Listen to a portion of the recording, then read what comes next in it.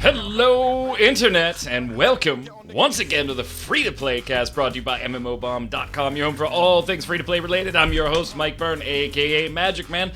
This is episode 198. 198, closing in on the 200 mark. We're recording October 13th. You're watching it on the 14th or later. We got news, we got da-bombs, we got your feedback and your questions and your chastisements, too. So, let's get started here by introducing the hosts. You know him, you love him. The stallion himself, Jason Winter. How are you, sir? Bringing it back. I had a request from someone on Twitter to bring back the old stallion name. Spunkify made up for me. And You are the stallion. With that I drank a potion and I got sexy. +5 to sexterity. Also on the line. Oh, God. Also on the line, knit cap and all, in a totally different view of the living room, Quintlin Bowers, aka Q. What's up, girl? Yeah, you're looking at it. We just keep rearranging things. Yeah, eventually, it seems like we keep panning counter or clockwise around the room. So eventually, like, we could take 5 or 6 shows and do a full panorama of your living room if it continues this way. Q is actually on a Possibly next holodeck. time you'll get. You have just angle it a little more. wish. Is that a bag of toilet paper in the background? That's awesome. It is. I just threw it on the couch when I walked in. And you're gonna- Well, it makes sense. Most of what we say is shit anyway, so might as well wipe it up. the pink stripy thing is a Cheshire Cat pillow pet. That's a step up from TP. All right, let's get started with the shitty news. All right, once again, we're bringing back the rapid fire round. That's 3 weeks in a row, so I'm noticing a trend here. We're hitting the fall doldrums as we head into the holiday season.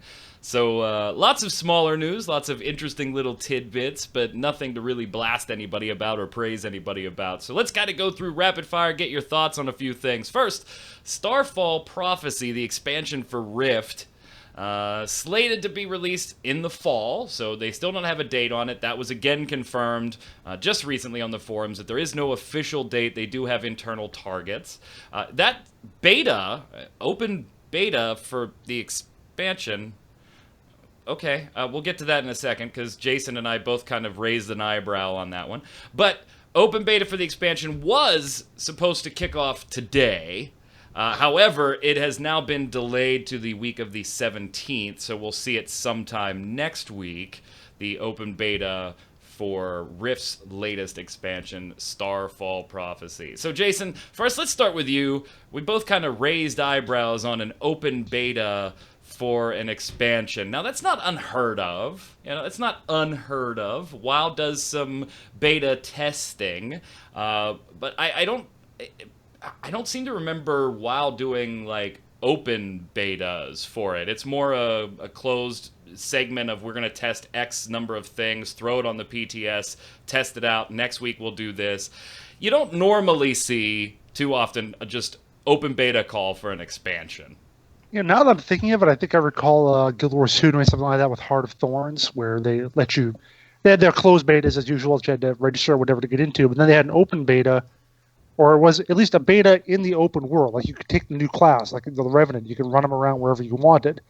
None of that progress, stuck around, of course, when the expansion went live, so I guess it's kind of like that. I mean, I can look at it from the standpoint of maybe it's not just a cynical kind of, hey, here's a free test, now please give us $40 for the expansion sort of thing. I can see them actually trying to put some of the new stuff out there and see how it works, how it interacts with the rest of the game as a whole, and then taking that feedback and playing with it. So, yeah, a little bit of that, but it's probably mostly an attempt to, to show off the new stuff and, hope some people will spend the money on it. Yeah, and maybe it's not as odd as I first initially thought, Q. Like, yeah, that's weird, but I look at it more as, now that Rift and Tryon have shifted back to a pay for an expansion and get everything as part of that expansion rather than piecemeal like they did with Nightmare Tide, it's hard not to take this with a grain of, this is advertising to try and get you to pony up money than this. But it's not exactly easy to get into. I mean, you do have to install the PTS server too, so you've got to be Rift motivated to go and check this out. And if you're that Rift motivated, you probably already bought the expansion, right? Q? I mean, maybe, but when are open beta tests not basically a promotional come play our game so you might buy it thing? Like that's what they've been for years. They're not actually testing anything. Well, hell, even closed beta and early access have become that now. Yeah, pretty much. Yeah. Jason and I have said it many times on this show. Remember when you used to get paid to partake in a beta? Not paid to do so, but actually got paid to test the damn thing for the company. Or at least did it for free. Yeah, there's a bygone era when testing was testing back when my day, Jason. But at least this is free. Yeah, I assume it's being called an open beta. It's for a free-to-play game and everything. So at least, they're maintaining that level of purity to it. They're not charging you $20 to play in their open beta. So it's not as bad as some other things we've encountered, I suppose. And we don't know how long the open beta is going to be either. Or when it'll start. Yeah, well, right now it's slated for the week of the 17th. Yeah, and I don't see this launching prior to Thanksgiving at this point. I just don't see it. And they've put the tagline fall on it. So that could give you a good 3 to 4 weeks of open beta, assuming that they shut it down at some point to address some final things and get it ready for launch. But hey, a new level cap of 70, 5 new zones. One of them's going to come a little bit later. 2 new dungeons, new systems, invading the plains itself, which Jason, you said that was probably the best feature that they could have put in there for you lore-wise, because why didn't we do this before? Why wait for them to come to us? Right, why does everything have to come and fuck up our world? Let's go fuck up theirs first, Q. Q, you and I are Rift junkies. Are you going to buy the expansion? Right away, no, but that just has more to do with my financial situation than anything to do with the game. So, I mean, eventually, probably, yeah. Jason, I'm buying it. Once it goes on sale, Steam sale, you'll probably get into it. I'm definitely not buying. I haven't played Rift in a couple of years, probably. I'm buying it. I gotta. It's You're buying 12 happen. copies. What are you talking about? You shut your mouth. One of those can go to me. You give me one of the 12 copies. Oh, no. See, Mike used to give out games, but then Jason fucked that up by only playing Witcher 3 for 2 hours. Oh. On other update fronts, Terra, the exiled realm of Arborea. Nobody calls it that. Just stop. Is totally revamping its sorcerer class with its next spellbound update, which we don't have any information on the dates, but in that update the sorcerer is getting a total top to bottom rewipe. Changes include bursts of celerity, to changing that to a passive skill, making cast times faster on some skills, increasing base damage, and in addition, the update, hey, by the way, is also going to add 2 new dungeons. So pretty nice little update here. Again, I can't really get into Terra lately anymore. I'm so sick of every new class being female gender locked. But I kind of saw this coming, and Jason, you and I talked about this a long time ago, and eventually they're going to have to go back and do something with the original classes, because the new classes play so much differently and more fluidly and feel so different and powerful that the older original classes just are kind of getting left in the dust, and maybe this is the beginning of that whole new rebuild. Yeah, it's kind of the downside of adding new stuff to your MMO. You have to make the new classes or whatever more interesting, or if a new zone has to be more interesting. But then what do you do with the old stuff that wasn't as interesting? Now you have to find a way to get people. If you still want people to play that stuff, they have to be able to do that. Old zones, or old character classes, or whatever. So you're kind of stuck with wanting to make something cool and flashy, but then by comparison, having the old stuff look kind of old and crappy. It's like I always used to think whenever some new product came out and said it's new and improved. Well, what does that mean? The old stuff was old and shitty? Yes. If this is so improved, how crappy was your last thing? Yes, it absolutely sucked. Yeah. Absolutely sucked. Q, what are your thoughts? Honestly, I never, ever got into Terra. I never got off that stupid island. Hey, even I made it off the stupid island. Well, I actually had a technical issue that kept me from leaving the island, so I got frustrated with it and just quit. I was done, but Your technical issues part of that you it. kept falling asleep around level 8. No, the technical issue was literally like it was. Literally could not find the way off the island. It wouldn't give me the quest I needed to progress once I reached a certain point, and I would drop a quest like drop the one I was doing, go back and pick it up. So hopefully maybe it would kick the next one in. Yeah, it just never ever worked, and I just gave up. Yeah. No, the Mike, sorcerer so isn't. loving Terra. Terra for me is hit and miss. It's there's a couple different games. Rift being a perfect example of one that I jump into and I play like gangbusters for a month or two. Guild Wars 2, same thing. Play like frickin' crazy for a month or two. Can't play anything else because that's how. And then I don't play it for 6 or 7 months. Terra is less than that for me.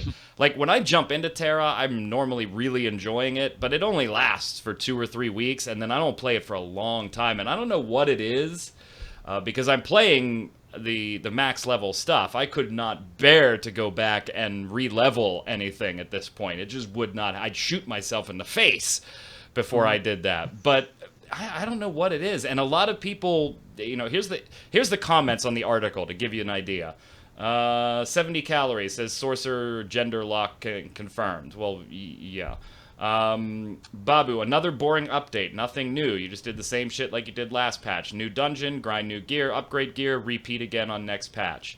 Ignore that next guy because he's our resident troll. I love Terra, but I'm pissed about this as a source main. This better be amazing. And that's another thing to consider, is that when you go back and revamp those class, you might piss off the people that have been playing that class since day one.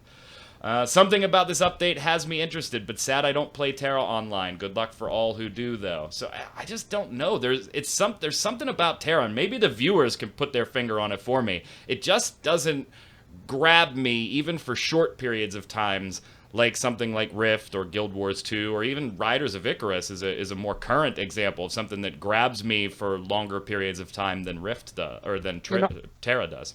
I've said this for a long time, and Terra just always seemed to go against it, but I've always thought that what you do in an MMO is more important than how you do it. Having different kind of challenges to do, different kinds of activities or dungeons or whatever, is the point of it. But everyone was like, oh yeah, Terra's got this amazing action combat, even though the game is still, like I said, as generic as it comes in most cases. But everyone was just going gaga over the action combat, and I was like, so what? You're still doing the same crap you do over and over, and that's how it always felt to me. But everyone still seemed to love it, so I was like, well, maybe I'm wrong. Maybe that's a big difference. But after 3-4 years, or however long it's been, it's starting to wear on people. I don't know.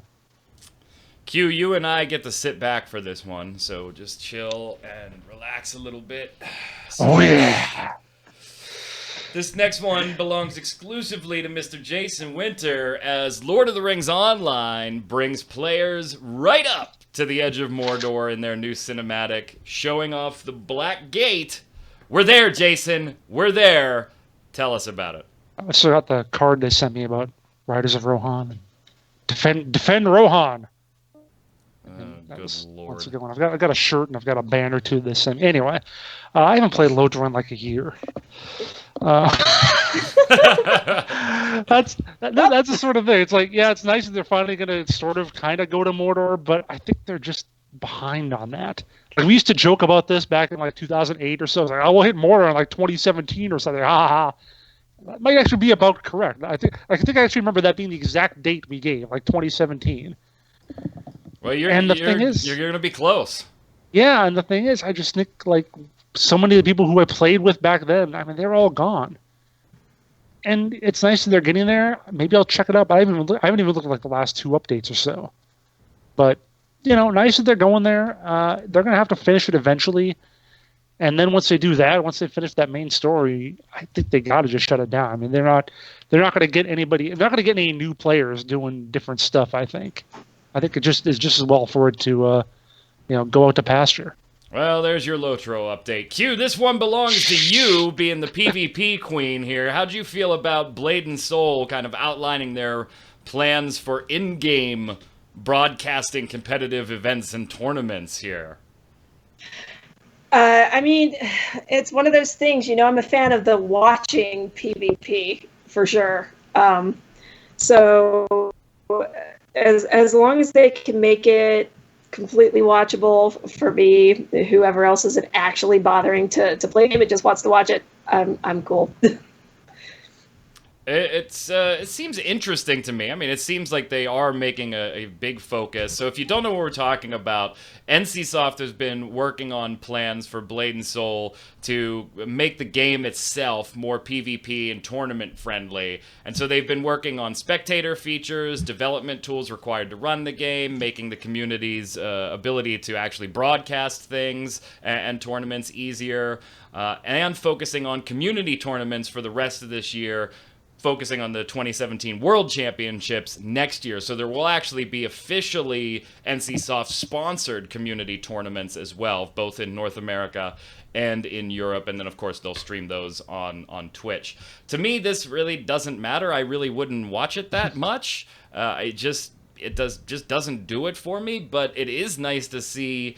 We're used to this type of news on things like, Overwatch and Paladins and League of Legends and those competitive type things, Q. But it's nice to see a actual MMORPG putting some focus into that spectator esports type area as well. It's not something you see in games across the board. Yeah, they're not the first to do it, obviously. No, I mean, there is a World of Warcraft tournament every year at BlizzCon. So, I mean, they're definitely not the first to do it. But absolutely it is one of those things that even if you have people who don't play your game, right, it still makes the game more accessible, and honestly could be a good way of marketing your game to people who don't play it, who just happen to flip across Twitch and go, oh, there's this tournament going on. I think I'll watch it. Oh, the PvP looks cool. Maybe I'll actually hop in and play, kind of deal. So aside from just being, me enjoying watching different PvP things, for other people, it might actually be a way to pull more people into the game. So if you're a Blade and Soul fan, check it out, particularly if you're a PvP fan. Jason, back to you for this one. I'm kind of just playing Gary Gannon here, just like bouncing back. There's a reference It can't be. We started the cast an hour and a half early, not an hour and a half late. There's a reference for some of you that have been following all three of us for a long time. So we'll go back to you for this one, Jason. Back in August, we covered the news that there were job postings on Daybreak Game Company's website that kind of hinted at developers and techs for a new free-to-play shooter. And then this week, you found a domain name registration, which could be that very title. Well, I didn't really find it. Someone at MMORPG.com did, but, whatever. But yeah, they did have a domain name, mythwarden.com, registered to Daybreak Gaming. So, and I looked over their job listing page again. They didn't seem to have any other new games in development other than so the supposed game that they say is a free-to-play, shooter. So they're putting all that right there in the job description. So, if they're lying about that, then they're hiring some poor schmuck who's going to wind up, cleaning the closets instead.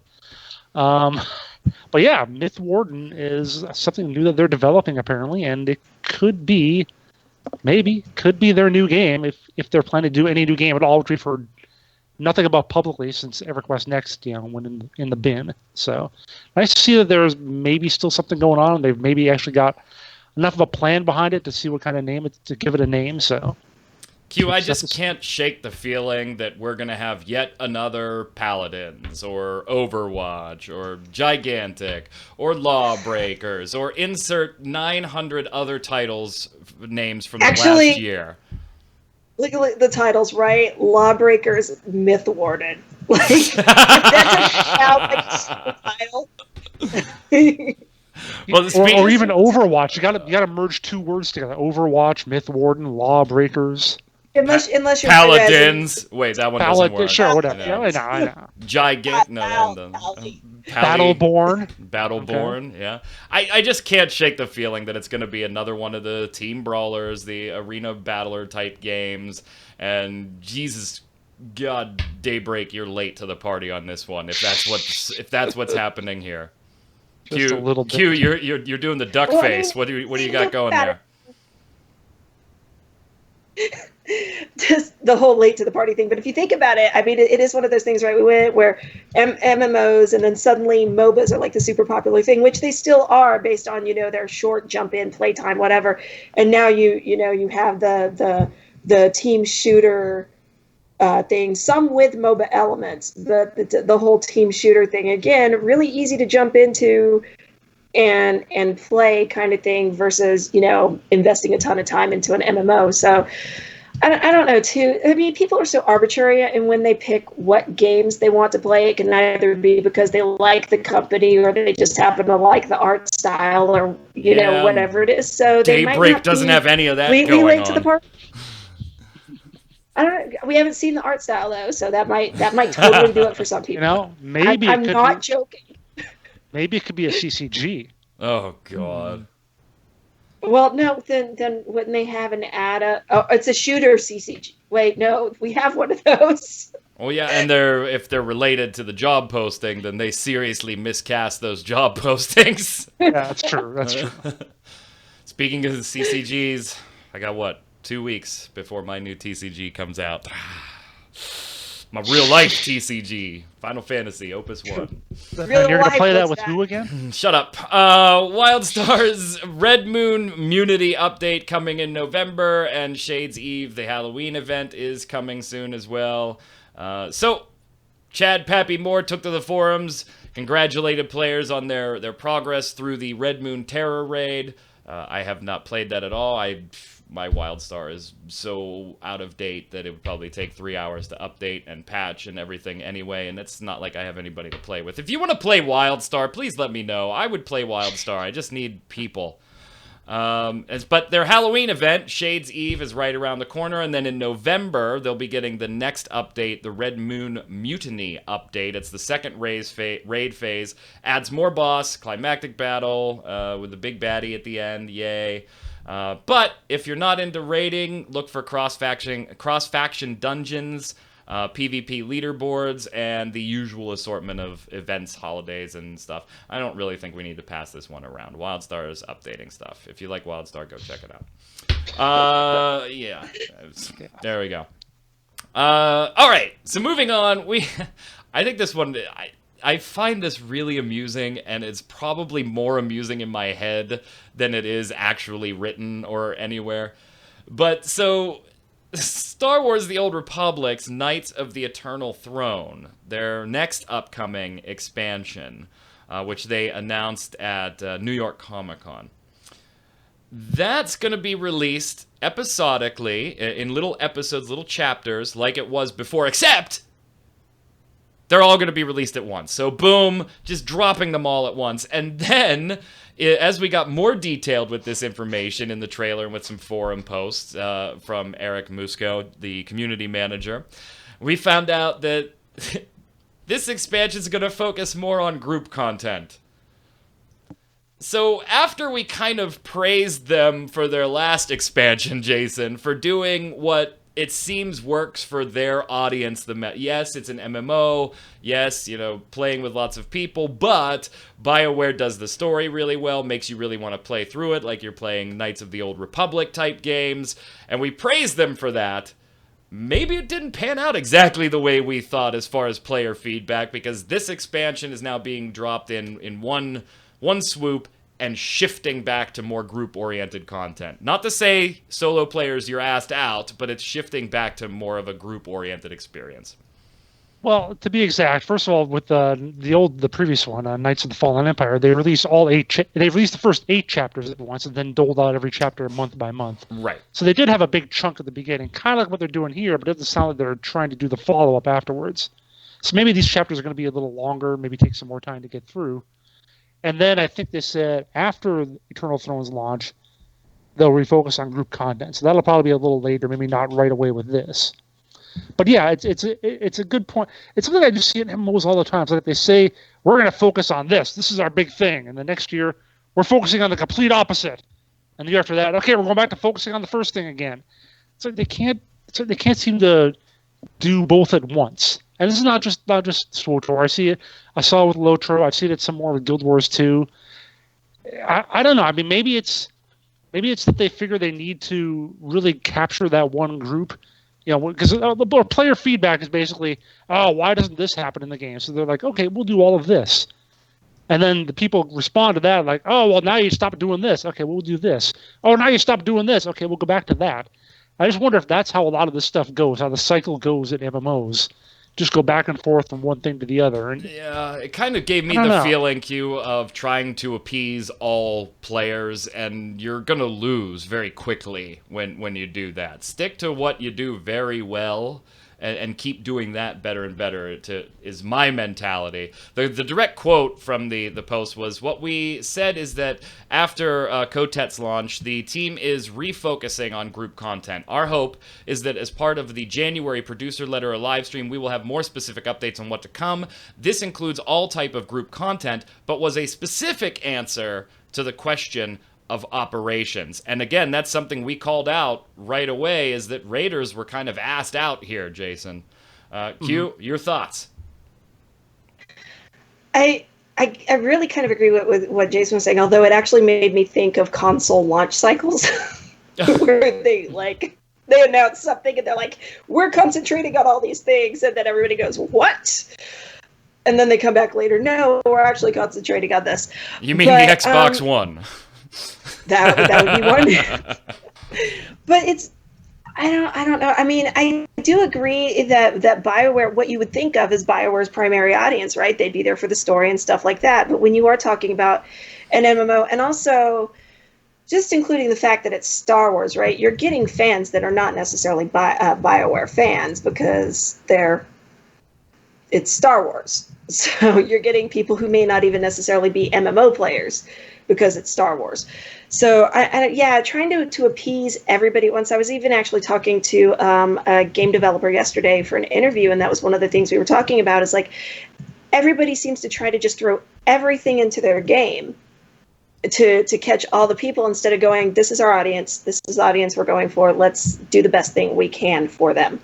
And I chastise Final Fantasy XIV for that all the time, for putting PvP in. It's not executed well, in my opinion, and it's not needed in that particular audience's wheelhouse. So I would absolutely agree. I couldn't help but smile, Jason, when I saw the headline come across and group content was the focus. And I was like, wait a minute, we tried doing the exact opposite of this. Did it not work? Is that what happened? I mean, it probably is a case of, like I said, trying to appease everybody, but realizing they probably can't do it all at once. You can't just have this huge PvE campaign and a huge PvP and then a huge group content and whatever.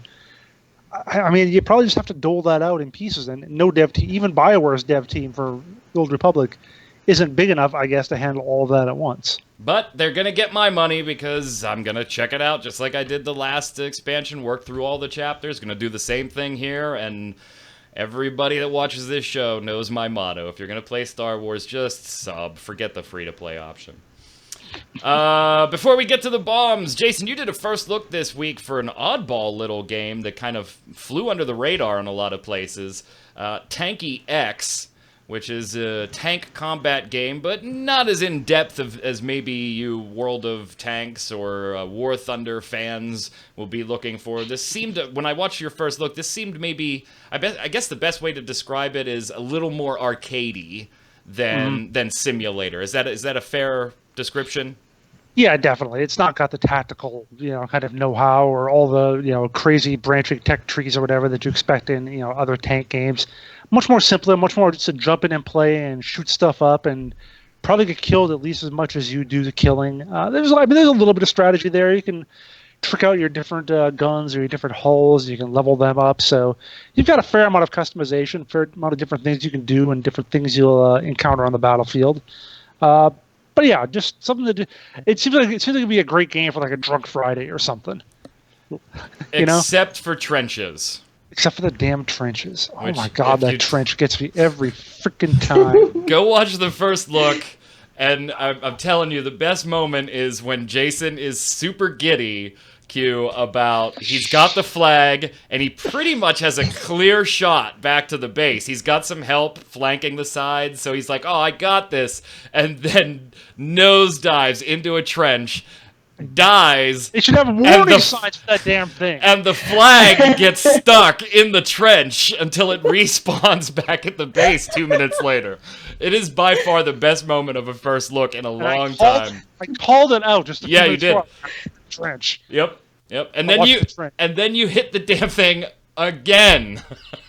It was amazing. It looked kind of fun to me. It's not something I would play, but the one thing that I did not like was if you're gonna have tanks, those maps seemed really claustrophobic for playing a game with tanks.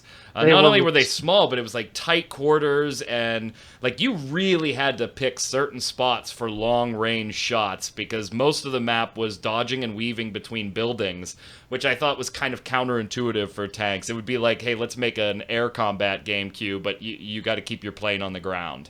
It just seemed kind of weird to me. What do you think about it, Q? I mean, it's cute. It's cute for a tank game. I don't generally play, military games anyway. So, but just kind of. Well, that's why we send Anderson Cooper into the war zones. Right. But my basic impression of it is it's the cute tank game. But then you know what I found though, watching an article on Gamasutra like a day later. They listed like one of the most popular games according to YouTube videos in different countries, and then it had one map afterwards that showed all the different regions and said, here's a uniquely popular video game. It's one that's at the top of that country's charts, but doesn't appear on anybody else's. And this was actually one of the top games in the Ukraine. So there you go. That makes sense, I guess. Big game and big in the Ukraine. Shout out to Ukraine Tanki X fans. All our Ukrainian viewers, give us a thumbs up. Yeah, give us a thumbs up on the Tanki X and Jason in the trenches. Literally in Anderson Cooper in the trenches. Let's slide over and do the weekly bombs. Like my stallion through a shoe. The stallion. I'm going to go first because mine pokes Jason a little bit. Dub bomb to Guild Wars 2 Halloween event. Woohoo! The clock tower jumping puzzle coming back. Let's see. I've beaten that. Q, you don't play Guild Wars 2.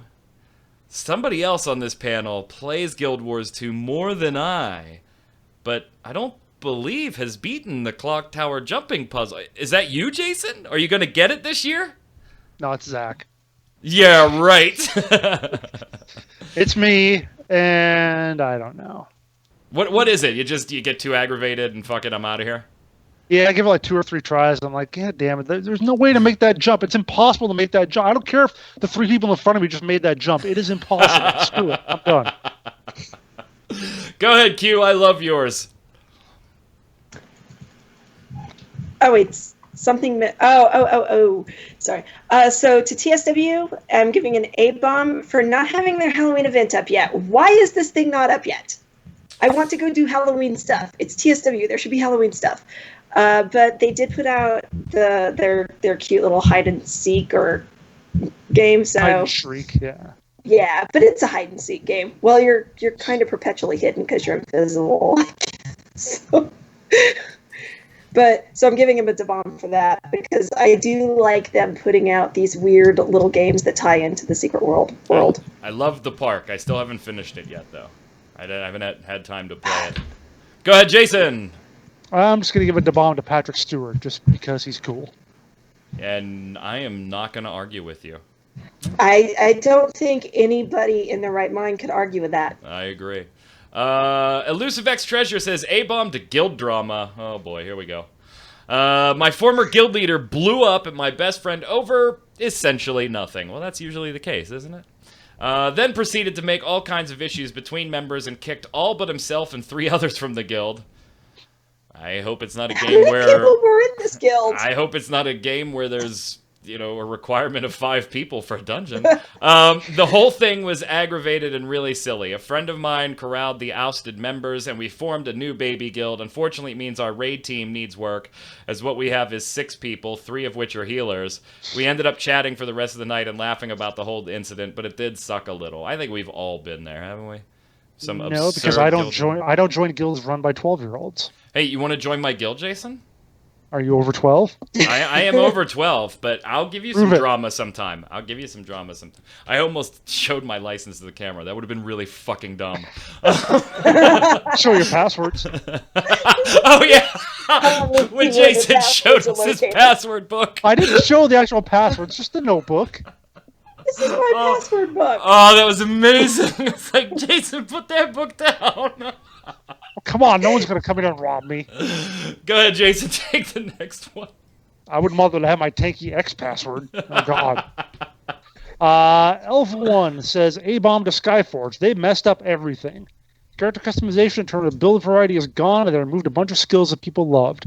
The interface is messed up, mixing zones, instances, character progression into one very ugly map menu. The game is much more limited in terms of progression than before. The combat is very disappointing as well. They straight up lied in the patch announcement that you can dodge attacks now, and it is the same combat system as before, but it takes 10 times as long to complete because they decrease severely the damage of both PCs and mobs. As a result, the combat is very slow and you never feel a sense of danger. The new weapons are complete gimmicks as well. They are rehashed old character abilities on a temporary pickup that add nothing to the gameplay. Aww. Well, someone not liking the update. That makes me sad because I like the idea of picking up a mob's You severed know- arm and beating them with it. But I get that. I thought that felt like a gimmick because it felt like that in Guild Wars 2, where they were like, "Yeah, you can pick up weapons around the gameplay, around the world to use." I'm like, "Cool, I've got a flaming double-handed, two-handed sword here, but I'd rather pick up the stick and hit someone with it. Clearly, that's going to be superior." Go ahead, Q. Pixelated Donkey says, here's a nuclear warhead to my.com for not fixing the issue. It's been at least a year for AMD card owners. Even if you do manage to get the game working, UI HUD missing completely, exiting the game will most likely crash your drivers, and you have to hard reset your PC. My money might just be a drop in the ocean, but they still aren't going to get it. Yeah, Jason, you and I have issues with the my.com launcher, too. And have since basically Skyforge came out, where it's always frickin' running, or you have to manually go in and end task it, and I don't like it. Yeah. Everybody, But do you both have not everybody needs a launcher. Do you both have... Of course they do. Everybody needs their own launcher. Go ahead, Q, because you were Steam going to is not ask good enough. something. Do you both have the AMD cards? I do not. I'm NVIDIA.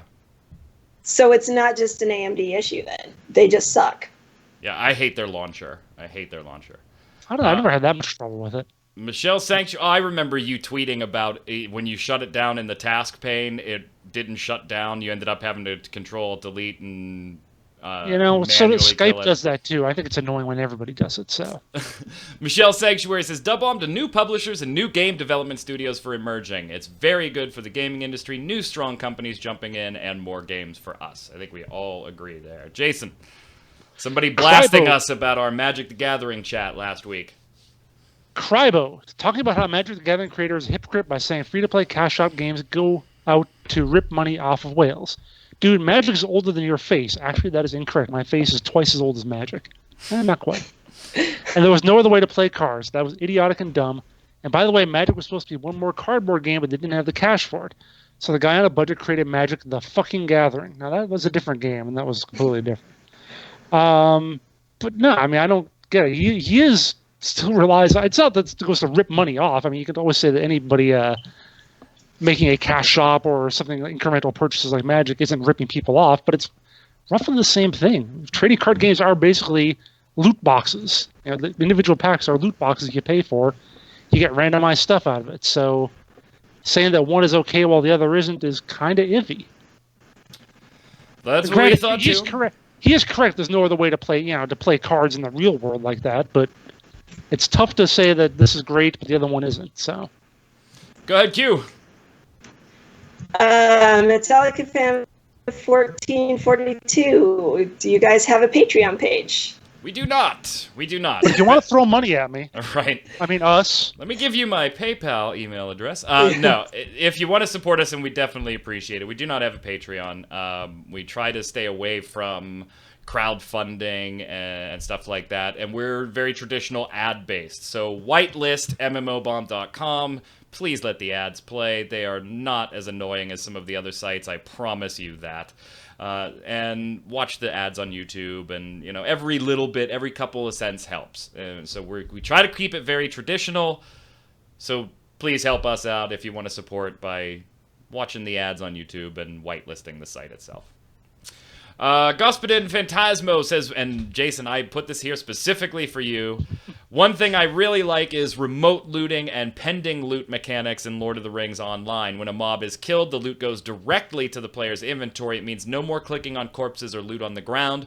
All items are then transferred to pending loot with 50 item slots, lasts for 1 hour. Brilliant game design. Jason, do you agree? Does that kind of help with your inventory, or is it just creating another bag? What's your thought? I agree for the most part, although I kind of dislike the whole notion that it is pending. Why doesn't it just go straight to my bags? Well, then it Why clogs up your inventory until you get to a vendor. Well, but it's stuff you're going to have. Well, I guess that makes a little bit of sense. Now you could just have less crap, but yeah, I mean, it's the extra step of having to click on that thing and then look over the stuff and then click on it again. It's like, so let me hit one button and I get it all. God, I have to click on things. Jason is just not happy with inventory. He doesn't like the way it's done. Question of the week last week, which nobody cared about. Give us your take on Amazon's game reveals and what you think each game's payment model will be. Elv1 says, I think both Crucible and Breakaway are going to be free-to-play. They seem very small in scope, and I do not think they can be competitive in their respective genres as buy-to-play games when you consider just how many free-to-play games there are. New World will be either free-to-play or buy-to-play. I'm leaning more on buy-to-play on that one, just because it seems to be quite ambitious. I think I'll try all the games, but I'm only sincerely interested in New World, and those 2 or 3 sentences capture my entire thoughts on all 3 of those very succinctly. I absolutely agree. Absolutely agree. I lean more towards only Breakaway being the free-to-play one. Crucible maybe on the line, but I think New World will be definitely a buy-to-play. Oh, I agree on New World. Agree. Go ahead, Jason. Finish this off here. Tommy Berrien says, hey guys, do you remember that old game Granado Espada? It had that Renaissance setting, which I really liked. If that's what New World will be like, then I'm in. I'll just keep going and then I'll give my personal opinions at the end. Speaking of Granado Espada, that game had a cool game mechanic, collecting characters, and have you use 3 of them at the same time when it's a real-time game. I wonder why no other games use this type of gameplay. P.S. Magicman Shop Heroes is about waiting for timers for things to complete.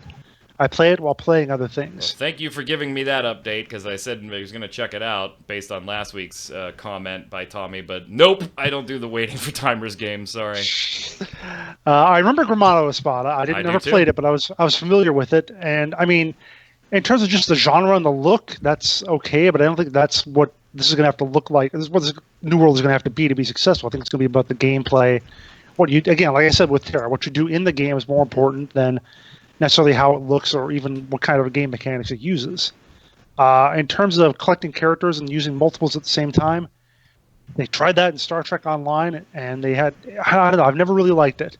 I think having to control 3 or 4 or 5 characters in real time is just a little too much for a lot of people to handle. Hey, so. But to Q's point and Tommy's, the art style sucks people in. The art style sucks people in. Art style sucks people in. Getting them to stay, though, requires I totally played Aether Saga because it was cute. Yeah. I can agree with that. It sucks. But you gotta have the game. To Jason's point, you don't play it anymore, Q.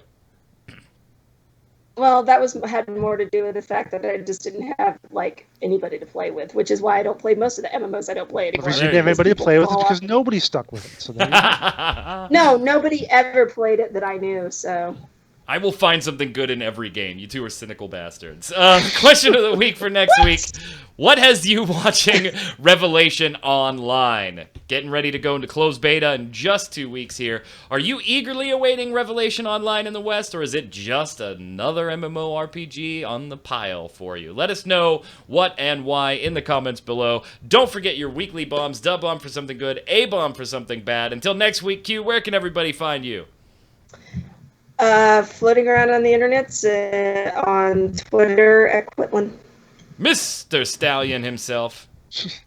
First of all, I am also offended by that. Q is nowhere near the cynical bastard that I am. That is true. Let's get that straight. is true. Nowhere close. But you can find me on Twitter at Winter Informal, streaming at twitch.tv/Jason Winter. Still need to finish up the last few chapters of the last SWTOR campaign thingy, Knights of the Eternal Throne. Or no, Fallen Empire. Fallen Empire. So that's what I'll be working towards probably sometime this weekend. Perfect. I'm Mike Byrne, aka Magic Man. You can follow me personally on Twitter at MagicMan1, MAGICKMANN1. Or, of course, come on over to MMOBomb.com, follow us on Twitter at MMOBomb, and check out all the great articles, giveaways, interviews, previews, first looks, free-to-play casts, all the good stuff in the free-to-play world on the site there. Until next time, stay safe. We'll see you on the servers.